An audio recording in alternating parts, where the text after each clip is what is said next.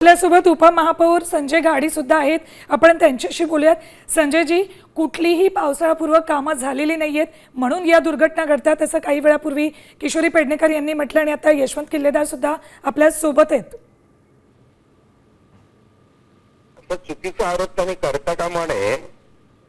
तेही सभागृहामध्ये त्यांनी कामाची पाहणी केली आणि हा आजच्या जी घटना घडली आहे याची की एका खासगी ठेवलं होतं पाण्याचा निचरा होण्यासाठी आणि एक व्यक्ती जो तो मोबाईल वरती बोलत बोलत चालत त्याच्यावरती गेलेला आहे. बाकीच्या तिकडे आपण संरक्षण झाड्या वगैरे लावलेले आहेत. संजयजी, इथे संरक्षण जाळी लावलेली नव्हती म्हणून तर तो पडलाय ना. हो हो, निश्चितपणाने काही ठिकाणी लावले आणि यासाठी मी आयुक्तांना देखील मी स्वतः पत्र दिलंय. प्रशासनाचा देखील याच्यामध्ये निष्काळजीपणा आहे.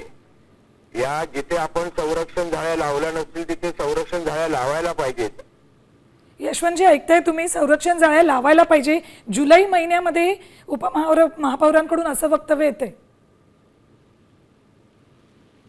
मुळात प्रॉब्लेम आहे की महापौर मॅडम फीडबॅक देणारं जे प्रशासन आहे ना ते काहीतरी चुकीच्या फीडबॅक देत आहे. त्या फीडबॅक त्यांना नीट येत नाहीये. त्याच्या अभावी ते असं काहीतरी वक्तव्य करत असाव्यात.